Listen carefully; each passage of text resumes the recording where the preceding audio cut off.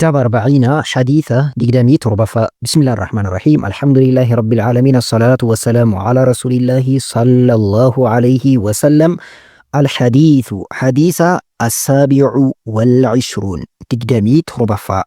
عن النواس بن سمعان، نواسي إلما سمعان رضي الله عنه، الله نسرها جالته، عن النبي صلى الله عليه وسلم، نبي صلى الله عليه وسلم وديسيتين قال جدي البر، نبي مال جدني البر بريني، بري يجون بري أمتين قرشتنا متي، بري يجون مالي اسم جامع لكل خير، دلقان خير لا وكان دلقان غاريني، وانت غاري وانت تأي هندي جدني بري وانت جدمو مقا وانت غاري دمال جدما فان عربي فاتين بري جدما البر.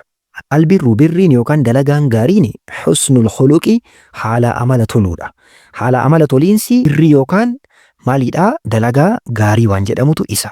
والإثم إثمين يوكان چبون مقان معسيادا يوكان مقان چبودا اسم جامع لكل شرين، وانت شري تأي هندا كوف كيسا قبطو جتشمال جدودا اسمي جدودا. إثمين يوكان معسيان دلقان دغنغرا ما حاكا وان ديبئي في النفسي، نفسي كيسات يوكان لبو كيساتي، waan lubbuu kee keessa qalbii kee keessa garana si washawwashe bakka jechuun waan keessi kee ittiin boqonnaa dhabe. Wakariita waan jibbite ayya xaliica mul'atu yookaan arguu alayhi isarratti annaasu namni waan sanirratti sitti mul'ateetiin si arguu waan ati jibbitetu maal jedhama? Ismi yookaan cubbuu dalagaa badaa dalagaa dogongoraa ka jedhamu isa. وعن وابسة، وابسة إلما معبد رضي الله عنه، الله نسر رجالته الرودي فميتين قال جدي أتيت أفي رسول الله إرجما الله يتي صلى الله عليه وسلم فقال نانجدي إرجمان الله جئت تسأل عن البر، سيرن الأفتي جدين تسأل غافة راف عن البر، بري راغافة راف وان غاري راغافة راف نتي الأفتي يا وابسا جدني النبي صلى الله عليه وسلم. قلت نجد جدا وابسان كينا مال جدي نعم إيين إرجما ربي إيه بري يوكان وان غاري راسي غافتو راف بوفي جدين. فقال نجد إرجام ربي صلى الله عليه وسلم استفتي غافتو قلبك قلبيك، استفتي يوكان أمو مري أجيسي قلبك قلبيك غافتو قلبيك مري أجيسي جدنين. البر بريني مطمئنت وان تسقبوفتي إليه غميساتي النفس نفسيني يوكان لبون، وانت لبون كي تسقبوفتي يوكان اتبقى وشوشمو الأبدي جيك أمو الأبديتين، وانت لبون كي تسقباه مال جدما بري يوكان دلقا غاري كجدمو إسا. واطمعنا أما اللي كتسقباه إليه غميساتي القلب قلبينك، وان قلبينك وان لبونك اتتسقباهتو وان لبونك كيسي ساتين جيك أمو الأبي مال جدما وان غاري جدما. والإثم إثمين يوكان جبون دلقان دقنقرا ما حاكا وان ديبئ في النفس يوكان وان قوقوتي في النفس لبوك كيساتي، وتردد وان ديبئ أما اللي في الصدر صدر يوكان قوما كيسا، wanti qoma kee keessa deddeebi'e wanti qoma kee keessa qoqqoote si nyaate maal jedhama? Ismii jedhama yookaan cubbuu jedhama. Wa'in aftaaka naasu wa'in aftaaka daangaa jedhaniin osoo namni si himellee wa aftooka osoo si himalillee jedhaniin haga fedhe namni si haa himullee haga fedhe namni si haa himullee si haa ibsullee qalbiin kee wanti keessi kee bakka fudhatuu dideetiin jechuun waan ragaa shari'aan ittiin qabne wanti keessi kee fudhatuu dideetiin keessi kee shakkii toore waan san cubbuu edhiitiin fudhudhaniin. Fakkeenya namni gariin wannuma sirriin ta'in tokko sirri jedheetiin itti nama oofa. Fakkeenya keessi kee garuu dida, osoo keessi kee didu waan tokko ittiin deemin namni si haa himullee haga fedhe si haa himullee ittiin deemin sun cubbuudha jedhani Nabiyyi sallallahu alaihi wasallam. Hadiithun hadiisa hasanun hasan yookaan gaariidha.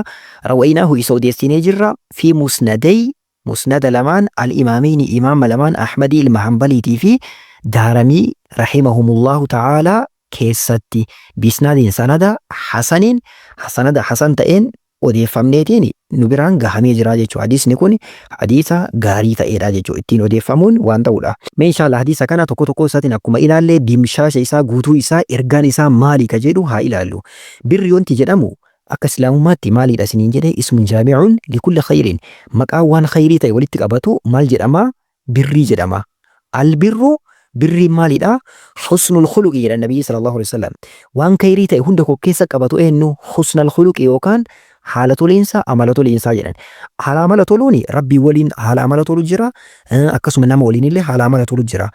Rabbi waliin haala amala toluu jechuun islaamummaa isaa qabatu, daangaa isaa qabatu, karaa isaa qabatu, waan rabbiin murteesse karaa rabbi wanti godhe bakka waan kanneen qabatanii irra jiraatu.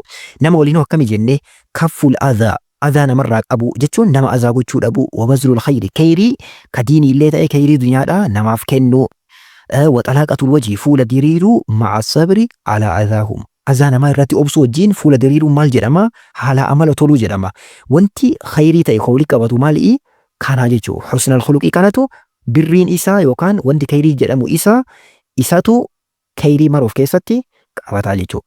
Ismi yookaan cubbuu wanti jedhamu maali? Cubbuu wanti jedhamu maaxaaqa fi nafsi waan nafsee kee yookaan lubbuu kee waan qoqqote jechuun waan keessi kee ittiin tasgabbaa'uu dhabeetiin keessi kee ittiin shibbiraa'e. Keessi kee fakkeenya waan garii yoo sitti himan dhuga hidheen fudhatu. Bakka wanti sun sirrii miti jechaa beeki. Beekaa namni kun ittiin ilaallamu nama akkamiiti? Nama keessi isaa nagaa ta'e.